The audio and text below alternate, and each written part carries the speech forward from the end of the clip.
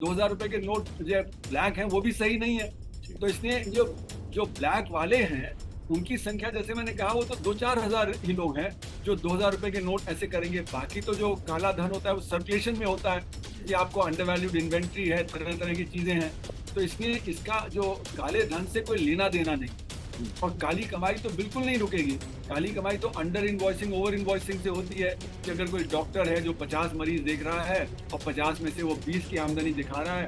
और ये पॉलिटिकल मामला है कि अभी कर्नाटक में जो हार हुई, वहां पे 40% की सरकार की बात बहुत उठ खड़ी हुई और लगता है कि उसने बहुत प्रभावित किया जनता को। अगर आपकी इस बात को समझें कि अपनी पार्टी के भ्रष्टाचार को प्रधानमंत्री मोदी नहीं रोक पाए, इन्हीं की सरकार थी कर्नाटक में 40% वाली, तो उसका भुगतान जनता करेगी, 140 करोड़ देश के नागरिक करेंगे। नमस्कार दोस्तों, मैं अजय प्रकाश और आप देख रहे हैं जनज्वार। आरबीआई ने कल 2000 के नोट वापसी की घोषणा कर दी है और उस घोषणा के बाद भारतीय जनता पार्टी और भारतीय जनता पार्टी समर्थित पत्रकार इस महान योजना को भी मास्टर स्ट्रोक कहने लगे। सवाल यह है कि नोटबंदी क्यों की गई, 2000 का नोट क्यों चलन में किया गया और अब जब नोट वापसी की जा रही है तो इसके क्या फायदे। तो इसको समझने के लिए बेहतर है कि हम आप कुछ कहें, इससे बेहतर है कि हम अर्थशास्त्रियों से समझें कि वाकई इस 2000 के नोट वापसी का मर्म क्या है और वजह क्या है। इस बात को समझने के लिए हमारे साथ प्रसिद्ध अर्थशास्त्री अरुण कुमार हमारे साथ हैं।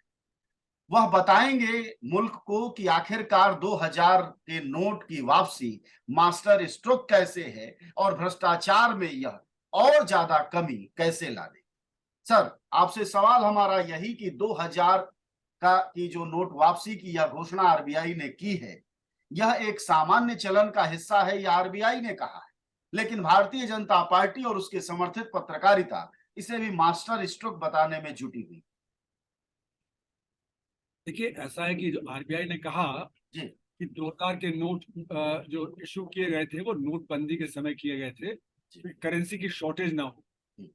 लेकिन ये बात सही नहीं है। 2000 का नोट कोई एक दिन ऐसा नहीं होता कि आपने आज 8 नवंबर को जो डिक्लेयर किया और 9 नवंबर से प्रिंट होना शुरू हो गया।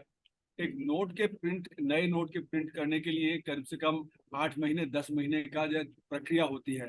उसका डिजाइन होता है, उसका कलर इशू होता है, उसके लिए मतलब किस प्रकार से आप करेंगे। तो ऐसा था कि 2015 में आरबीआई ने मिनिस्ट्री ऑफ फाइनेंस को कहा था कि अब अर्थव्यवस्था बहुत बड़ी हो गई है और नोटों के प्रचलन को और बढ़ाने के लिए हमको 2000, 5000 और 10,000 रुपए के नोट चाहिए, क्योंकि नहीं तो लोगों को बहुत गड्डी में ले जाने पड़ते हैं नोट। तो मिनिस्ट्री ऑफ फाइनेंस ने कहा 2000 का प्रिंट कर लीजिए, पर 5000 और 10,000 का नहीं। तो 2000 के नोट की प्रिंटिंग की तैयारी तो आप समझिए कि 2015 में या अर्ली 2016 में ही शुरू हो गई थी। वो तो ऐसा हुआ कि क्योंकि नवंबर में नोट आने थे, इसलिए नोटबंदी उस समय की गई। यानी प्रक्रिया उल्टी है कि नोट उपलब्ध होने वाले थे, इसलिए जो वो नोटबंदी की गई। अब ये कह रहे हैं कि नोटबंदी में हमने 2000 के नोट इसलिए जल्दी लाए क्योंकि वो नोटबंदी में नोटों की कमी होती। तो बात उल्टी है। कोई आप एक ही दिन में या 2 दिन में कोई नए नोट नहीं ला सकते हैं। और अभी तो अर्थव्यवस्था और भी ज्यादा बड़ी हो गई, तो अभी तो और बड़े नोटों की और ज्यादा जरूरत है। तो ये कहना कि 2000 रुपए के नोट की अब जरूरत नहीं है, ये भी बात कोई जब पचती नहीं है। 500 रुपए के नोट में अगर आप सारा काम चलाएंगे तो उसके लिए बहुत सारा पैसा आपको ले जाना पड़ेगा। क्योंकि अभी भी हमारे अर्थव्यवस्था में लोगों की जो एक मानसिकता है, खासकर जो छोटे व्यापारी, छोटे उद्योग हैं, जो घरों में लोग हैं, उनका कि वो कैश में डील करते हैं। तो ये जो कल्चरल प्रैक्टिस होती है, सोशल प्रैक्टिस होती है। अब जैसे नाइजीरिया में कैश टू जीडीपी रेशियो सिर्फ 1.5% है, जापान में 18% है। जापान में कैश का प्रचलन हमसे भी ज्यादा है क्योंकि वहां पे उस तरह की प्रथा बनी हुई है। तो इसलिए ये कहना कि कैश टू जीडीपी रेशियो कम होगा या ज्यादा होगा, उससे करप्शन ज्यादा होगा कम होगा, ये बात सही नहीं है। दूसरी बात तो ये है कि लोग कहते हैं सर ये प्रधानमंत्री ने आरबीआई तो जो आज कहे, लेकिन आज से 7 साल पहले उस शाम 6 बजे जो प्रधानमंत्री ने कहा था, वो तो कहा था भ्रष्टाचार कम होगा, काला धन कम होगा, आतंकवाद कम होगा। तो इन 7 सालों में इस 2000 के नोट ने ये सब कम कर दिए हैं और आर्थिक सफलताएं हासिल कर ली हैं जो उनको वापस लिया जा रहा है, या अभी 2000 के नोट का काम बाकी है? नहीं, तो इसका कोई, सबको पता है कि ये सारे के सारे नोट वापस आ गए थे। जी काले धन पे कोई लगाम नहीं लगी, टेररिज्म पे कोई लगाम नहीं लगी, काउंटरफिट करेंसी पे कोई लगाम नहीं लगा पाए ये लोग। तो इसलिए जो भी जो उद्देश्य थे वो बिल्कुल ही कहीं भी जो सफल नहीं हुए। फिर उन्होंने बाद में गोल पोस्ट चेंज किया, कहा कि हम तो कैशलेस इकोनॉमी बनाना चाहते हैं। तो जी। मैंने ही सुझाव दिया कि कैशलेस की जगह आप लेस कैश इकोनॉमी कहिए। तो लेस कैश इकोनॉमी तो हुई नहीं, क्योंकि उस समय 18 लाख करोड़ के जो नोट थे अब वो 35 लाख करोड़ के हो गए हैं। तो लेस कैश इकोनॉमी भी नहीं हुई, हालांकि यूपीआई वगैरह का प्रचलन बड़ा बहुत बड़ा बढ़ गया, इलेक्ट्रॉनिक ट्रांजैक्शन बढ़ गया, लेकिन नोटों की संख्या और भी ज्यादा करीब करीब दुगनी हो गई है। तो इसलिए ये सारी बातें सही नहीं है। दूसरी बात यह है कि जो कहा जाता है कि 2000 रुपए के नोट बहुत सारा काला धन को एकत्रित करने में लग जाता है। तो मेरा मानना है कि जो काला धन होता है उसमें 1% कैश होता है, 99% तो और तरह की प्रॉपर्टी होती है, अंडर वैल्यूड इन्वेंट्री होगी, विदेशों में आपने पैसा रखा हुआ है वगैरह वगैरह होता है। तो इसलिए अगर आप सारा काला कैश निकाल भी दें तो 1% पे ही असर पड़ेगा काले धन पे। तो इसलिए काला जो कैश अगर निकाल भी दिया तो उससे कोई ज्यादा असर नहीं पड़ने वाला काले धन पे या काले धन की कमाई पे। फिर दूसरी बात यह है कि ये पिछले दिनों इमेजेस आए कि किसी मंत्री के घर जो हजारों की गड्डियां निकली, 2-2 हजार रुपए की, किसी के और के यहाँ निकली। तो ऐसा लगता है जैसे कि सब लोग 2000 रुपए के नोट में ही काला धन इकट्ठा करते हैं। तो ये बात तो सही है कि अगर आपको धन इकट्ठा करना है तो 2000 रुपए के नोट में करें तो वो ज्यादा सहूलियत रहेगी। लेकिन कितने लोगों के पास है? अब 3.6 लाख करोड़ रुपए के जो 2000 रुपए के नोट हैं उसमें से बहुत सारे नोट तो आम आदमी, मतलब कि जो अपर मिडिल क्लास है उनके पास होते हैं, क्योंकि वहां पे उनको जो अपने रोजमर्रा के लिए चाहिए। तो जिसमें जो काला धन एकत्रित होता है, जो 2000 के, जो किसी के पास 10 करोड़ है, किसी के पास 50 करोड़ है, वैसों की संख्या 2000-3000 से ज्यादा की नहीं है। तो इसलिए 2000-3000 लोगों के जो काला कैश निकालने के लिए आप 140 करोड़ को लोगों को परेशानी में डाल दें, तो ये तो बात समझ में नहीं आती है। जैसे कि नोटबंदी के समय जो काली कमाई वाले उन्होंने तो नए नोट में बदला लिया, जो गरीब आदमी है वही पिस गया, उसको लाइन में, बहुतों की तो डेथ हो गई वगैरह। तो सर सवाल यही है जो आप कह रहे हैं कि जब इनको कोई फायदा हुआ नहीं उस समय नोटबंदी से, काला धन आया नहीं, आतंकवाद रुका नहीं, बाकी इन्हीं के नेताओं के यहाँ मिल रहा है 2000 के नोट, तो फिर सवाल यह है कि फिर ये नोट वापसी क्या है? मतलब यह सब कुछ किया क्यों फिर सरकार?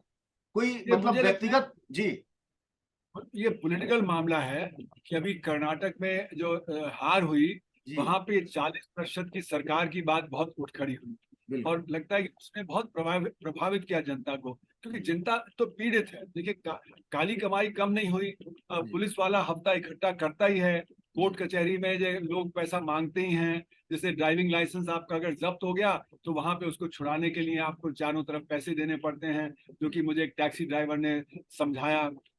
तो ये सारी प्रक्रिया से आम जनता तो परेशान है। जैसे कि 2014 के पहले आम जनता परेशान थी करप्शन के उससे, तो इस सरकार को, इस पार्टी को सत्ता में लाई। तो अभी मुझे लगता है कि इन लोगों को फिर लग रहा है कि कहीं ऐसा तो नहीं कि काली कमाई और जो काले धन की वजह से फिर हमारे नुकसान हो, कि इसको कंट्रोल तो कर नहीं पा रहे। तो ये दिखा रहे हैं कि हम कदम ले रहे हैं, हम सख्त कदम लेने को तैयार हैं।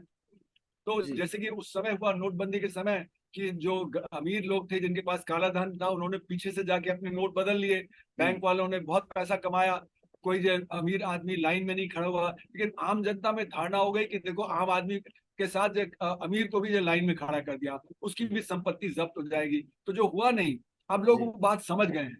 लेकिन अभी जो सत्ता पार्टी है उसको ये समझना पड़ेगा कि इससे कोई असर नहीं होगा, बल्कि जो छोटे जो व्यापारी हैं, जो किसान हैं, इनको और परेशानी बढ़ जाएगी, क्योंकि ये जो ट्रांजैक्शन करते हैं ये नोट में करते हैं, और नोटों की जहां पे कमी हो जाएगी, अभी आपने 3.6 लाख करोड़ के नोट हैं उनको सर्कुलेशन से निकाल दिया, ये आज के बाद कोई जो 2000 का नोट लेगा नहीं, तो जो नोट लेगा उसको बैंक जाना पड़ेगा, बैंक में लाइन में लगना पड़ेगा, और 500 रुपए की नोट की कमी हो जाएगी।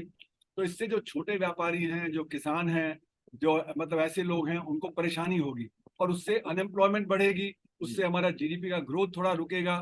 तो ये मतलब ऐसा नहीं कि जैसे कि नोटबंदी के समय हुआ था, क्योंकि अभी तो 10% करेंसी बाहर निकाली गई, उस समय 85% करेंसी बाहर निकाली गई थी, लेकिन इसका असर होगा।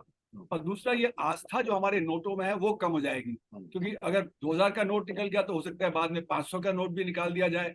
आप सब जानते हैं कि जनज्वार का खर्च आपके जनसहयोग की बदौलत चलता है। आप भी जनसहयोग में शामिल हों और आजाद और स्वतंत्र पत्रकारिता को बनाए रखने के हमारे इस महाअभियान में शामिल हों।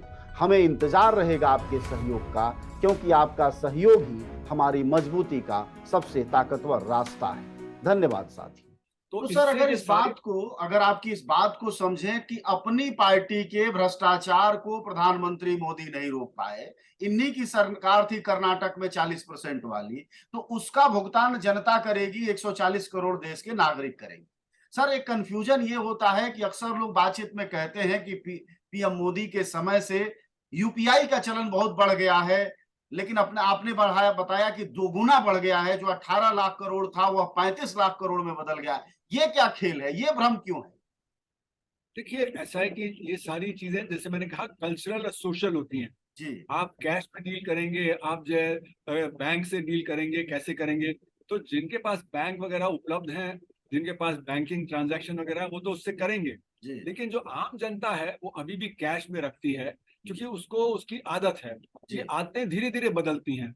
पर ये कहना कि जो कैश रख रहा है उसका जो काली कमाई है, ये भी बात सही नहीं है। क्योंकि हमारे यहाँ जो असंगठित क्षेत्र है उसमें 94% लोग तो 10,000 रुपए से कम कमाते हैं।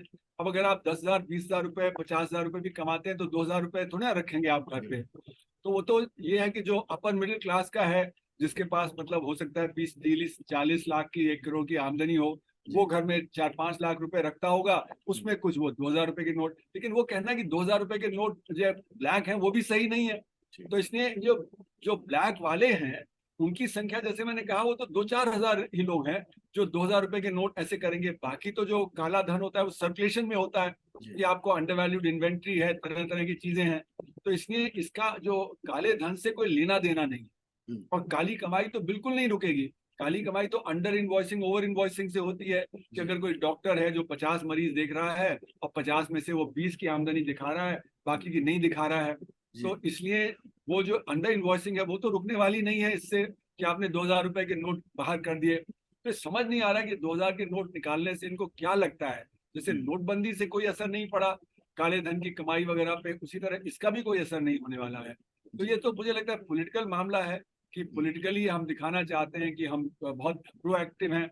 जब सरकार ये आई थी तो उसी समय से ये बात आ गई थी कि सबसे पहला कदम इन्होंने उठाया था कि काले धन की अर्थव्यवस्था को रोकना है। अब उस पर रोक लगा नहीं पा रहे, और वो 40% की सरकार का एक जब बिल्ला लग गया है, तो ये मुझे लगता है कि एक पॉलिटिकल मैसेजिंग है, जिसपे आप जैसे कह रहे हैं, बीजेपी के स्पोक्स पर्सन है, वो कह रहे हैं बहुत ही बढ़िया कदम है, और वो एक्सप्लेन करने की कोशिश कर रहे हैं कि इससे सब कुछ ठीक हो जाएगा। तो ये एक पॉलिटिकल मैसेजिंग है, इकोनॉमिक नहीं। सर, अगर इसको समझे तो हालत सरकार की एक कदम ताल सरकार की हो गई है। सर, इतिहास में इसका एक जिक्र आता है मोहम्मद बिन तुगलक का, जिसने कि अपनी राजधानी दिल्ली से दौलताबाद बनाई और फिर दौलताबाद से दिल्ली बनाई। उसने सोने के सिक्के को पीतल में परिवर्तित किया और फिर पीतल को सोने में परिवर्तित किया। ये तो इतिहास के राजा की बात है। दुनिया के अर्थशास्त्र में, आर्थिक हालातों में भी ऐसी स्थिति किसी शासक ने की है उदाहरण में, जिसने देश को इस तरह कदमताल की हालत में ले लिया है? या भारत के इतिहास और दुनिया के इतिहास में हमारे प्रधानमंत्री पहले व्यक्ति हैं? देखिए, ये सभी को पता है कि नोटबंदी करने से काला धन वापस नहीं आता है जी, है ना? ये सभी को पता है दुनिया में। और ये आईजी पटेल ने सन 78 में जब किया गया था ये नोटबंदी, तब भी लिखा था, राइटिंग में दिया था, जिससे फायदा नहीं होगा। उसी तरह बाकी आरबीआई गवर्नर्स ने भी कहा है कि इससे कोई फायदा नहीं होगा। ज्यादातर अर्थशास्त्री जो सरकार के सपोर्टर हैं, उन्होंने भी 2016 में कहा था कि अगर हमसे पूछा जाता तो हम ये कदम नहीं उठाने के लिए कहते, क्योंकि इससे कालेधन की अर्थव्यवस्था पे कोई असर नहीं पड़ने वाला है। तो कुल मिला के जो स्थिति है कि सर, मेरा सवाल ये था सिर्फ ये कि सर, कहीं ना कहीं से आदमी सीखता है। हमारे प्रधानमंत्री कुछ बताते हैं नहीं किसी घोषणा में। आरबीआई ने भी कल अपने प्रेस रिलीज में ऐसी कोई बात नहीं की जिससे समझा जाए कि इस 2000 के नोट वापसी से क्या फायदा होगा। तो ये आइडिया आता कहां से है सर? मैं इसलिए पूछ रहा था, क्या दुनिया में भी ऐसे कोई प्रयोग हुए हैं क्या जिससे हमारे पीएम सीख रहे हो? गलत फहमी होती है कि जो काली अर्थव्यवस्था है वो कैश पे चलती है। ये गलत फहमी है कि कैश ही का मतलब जो होता है, ब्लैक मीन्स कैश, ये समझा जाता है। तो कैश को निकाल दो तो ब्लैक खत्म हो जाएगा। लेकिन इसका पॉलिटिकल महत्व तो बहुत बनता है सर, कैश मीन्स ब्लैक। जी, यही तो एक गलत धारणा है ना समाज में, कि ब्लैक का मतलब कैश। मतलब जो काली कमाई होती है वो अलग होती है और काला धन अलग होता है। और काला धन जो है वो जब काली जो अर्थव्यवस्था है उसका 1% से कम होता है, तो इसलिए 1% को निकाल के आप काला धन खत्म नहीं कर सकते हैं, है ना। ये तो अर्थव्यवस्था में मैंने 1984 से मैंने लिख रहा हूँ इसके बारे में, मेरी किताब में है, बाकी और जगह में है ना। तो इसलिए ये सारी बातें तो पता है, लेकिन क्या है कि एक अर्थ नीति करके एक वो संस्था पुणे की है, उन्होंने कुछ ऐसी बात कही, फिर बाबा रामदेव ने कुछ ऐसी बात समझाई। बाबा रामदेव तो से और साथ समझ जाते हैं हमारे प्रधानमंत्री जी। यहाँ तो मतलब ये सब बातें, मतलब जो लोग हैं जिनको अर्थव्यवस्था के बारे में पूरी जानकारी नहीं है, समझ नहीं है, उन लोगों ने ये सारी बातें समझाई हैं। तो इसलिए अब पॉलिटिकली उनको अच्छा लगा कि पॉलिटिकल एक मैसेजिंग हो गया कि हमने बड़े स्ट्रॉन्ग कदम उठाए हैं। और वो जब उन्होंने स्पीच दी थी 8 नवंबर की, तो उसमें कहा भी कि सबको एक आहुति देनी है, जैसे कि बॉर्डर पे जो लोग हैं, जैसे कि बॉर्डर पे एक सिपाही खड़ा रहता है, हमको भी अपने देश के तरक्की के लिए वो करना पड़ेगा, वगैरह वगैरह।